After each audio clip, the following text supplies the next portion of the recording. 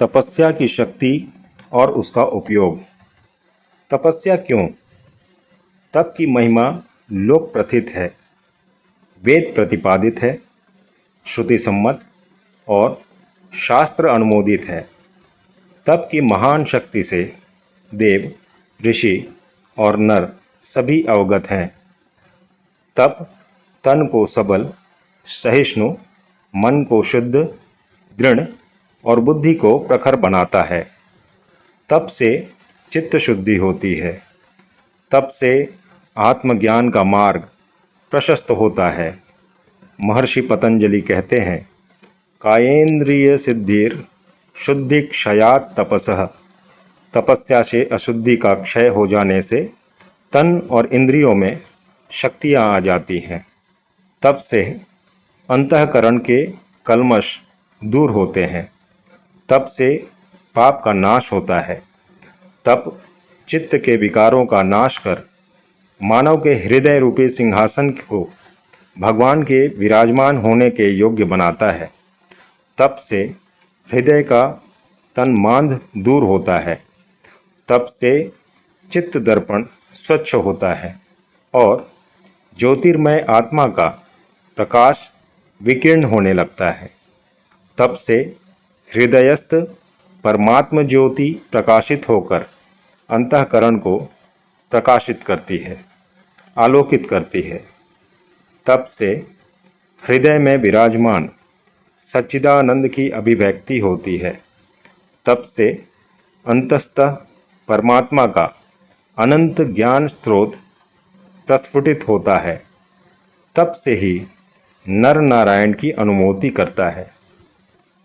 तप से मानव में देवत्व, दिव्यत्व आता है। अतः तप जीवन का प्रमुख और महत्वपूर्ण अंग है। जीवन को उत्कृष्ट और धन्य बनाने और अपने प्रयोजन की सिद्धि हेतु तप सबको करना पड़ता है। श्रीमद् भागवत में भगवान विष्णु ब्रह्मा जी से कहते हैं, सृजामि तपसेवेदं ग्रसामि तपसा पुनः बिभर्मि तपसा विश्वं वीर्यं मे दुश्चरं तपः। तप की महिमा का प्रतिपादन करते हुए गोस्वामी तुलसीदास जी कहते हैं कि तप से ही ब्रह्मा सृष्टि की रचना करते हैं।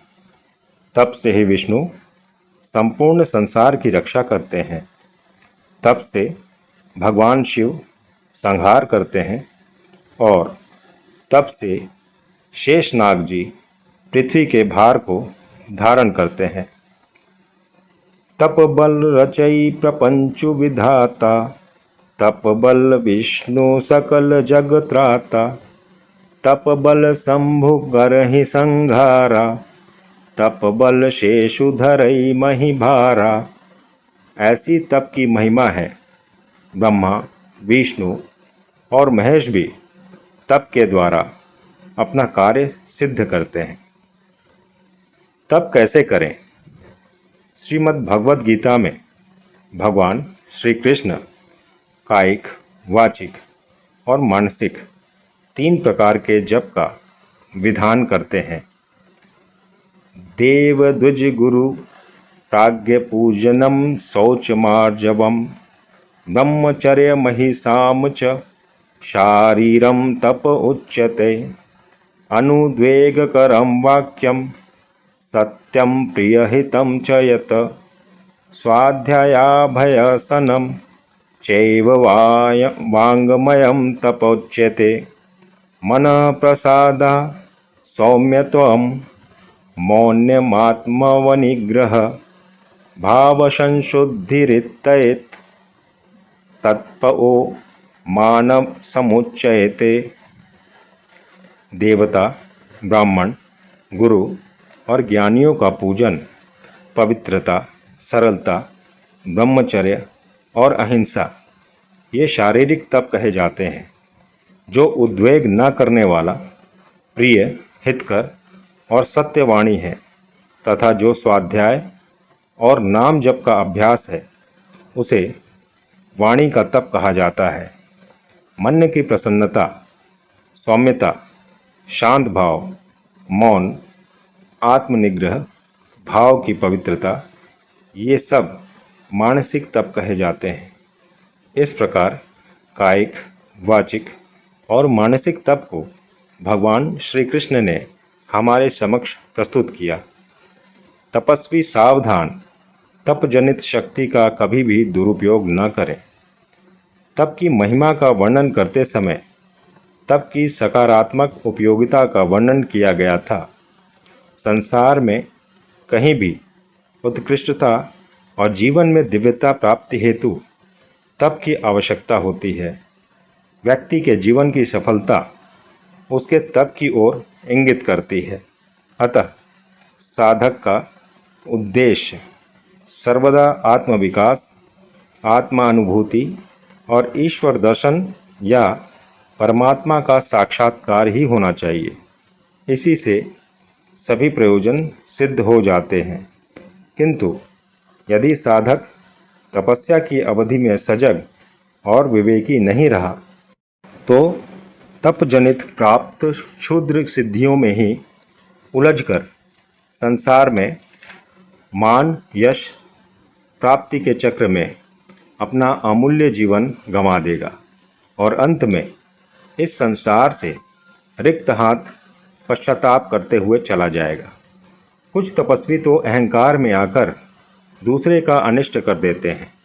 इसलिए साधकों को बार बार ऋषियों ने सावधान किया है। स्वामी विवेकानंद ने अपनी प्रसिद्ध पुस्तक कर्मयोग में एक सन्यासी की घटना का उल्लेख किया है, जिसका उल्लेख यहाँ प्रासंगिक होगा। एक तरुण सन्यासी वन में गया। वहाँ उसने दीर्घकाल तक ध्यान, भजन तथा योग अभ्यास किया। अनेक वर्षों की कठिन तपस्या के बाद एक दिन जब वह एक वृक्ष के नीचे बैठा था तो उसके ऊपर वृक्ष से कुछ सूखी पत्तियां आ गिरी। उसने ऊपर दृष्टि उठाई तो देखा कि एक कौवा और एक बगुला पेड़ पर लड़ रहे हैं। यह देखकर सन्यासी को बहुत क्रोध आया। उसने कहा, यह क्या, तुम्हारा इतना साहस कि तुम ये सूखी पत्तियां मेरे सिर पर फेंको। इन शब्दों के साथ सन्यासी की क्रुद्ध आंखों से आग की एक ज्वाला से निकली और वे बेचारी दोनों चिड़िया जलकर भस्म हो गई। अपने में यह शक्ति देखकर वह सन्यासी बड़ा खुश हुआ। उसने सोचा, वाह, अब तो मैं दृष्टि मात्र से कौवे बगुले को भस्म कर सकता हूँ। कुछ समय बाद वह भिक्षा के लिए एक गांव को गया। गांव में जाकर वह एक दरवाजे पर खड़ा हुआ और पुकारा, माँ, कुछ भिक्षा मिले। भीतर से आवाज़ आई, थोड़ा रुको मेरे बेटे। सन्यासी ने मन में सोचा, अरे दुष्टा, तेरा इतना साहस कि तू मुझसे प्रतीक्षा कराए। अभी तू मेरी शक्ति नहीं जानती। सन्यासी ऐसा सोच ही रहा था कि भीतर से एक आवाज़ आई, बेटा, अपने को इतना बड़ा मत समझ। यहाँ ना तो कोई कौवा है और ना बगुला। यह कहानी तप से प्राप्त शक्ति का दुरुपयोग का उदाहरण है और ऐसा कृत्य लोक के लिए अहितकर है। राक्षस भी यज्ञ और तप करते हैं, किंतु उनका उद्देश्य दिव्यास्त्र और दिव्य शक्ति पाकर शत्रु का विनाश करना होता है। उनका प्रयोजन अपने सम्मान, प्रतिष्ठा, प्रभुत्व और अहंकार वर्धन करना होता है, जो उनके और मानवता के लिए विनाशकारी होता है। ऐसे तप को भगवान श्री कृष्ण ने तामसी और राजसी कहा है। मूढ़ग्राहेणात्मनो यत्पीडया क्रियते तपः परस्योत्साधनार्थं वा तत्तामसमुदया हृतं सत्कारमानपूजार्थं तपोदम्भेन चैव यत् क्रियते तदिक प्रोक्तं राजसं चलमध्रुवम्। जो तप मूढ़तापूर्वक स्वयं कष्ट सहकर दूसरों के अनिष्ट के लिए किया जाता है, वह तप तामसी कहा जाता है। जो तपस्या सत्कार, सम्मान और पूजा के लिए तथा अन्य किसी स्वार्थवश दंभ से की जाती है, वह क्षणी फलदायी तपस्या राजसी कही जाती है। ऐसा तप तपस्वी को भवबंधनों में बांधता है। ऐसा तप मुक्ति का द्वार नहीं खोलता। इसलिए तपस्वी को सदा सजग दृष्टि रखनी चाहिए। तप का उद्देश्य स्पष्ट रखना चाहिए। तप का एकमात्र उद्देश्य ईश्वर दर्शन। ध्रुव और नचिकेता भी तप करते हैं, किंतु उनके तप का उद्देश्य आत्मकल्याण और लोक कल्याण था, किसी दूसरे का अहित नहीं था। श्री राम के द्वारा वनगमन और विभिन्न स्थानों पर रहकर तपोमय जीवन लोक कल्याण के लिए था। अनादिकाल से ऋषियों की तपस्या आत्म साक्षात्कार और लोक कल्याण के लिए थी। यदि कोई व्यक्ति ईश्वरानुभूति कर लेता है तो उससे सर्वाधिक लोक कल्याण होता है।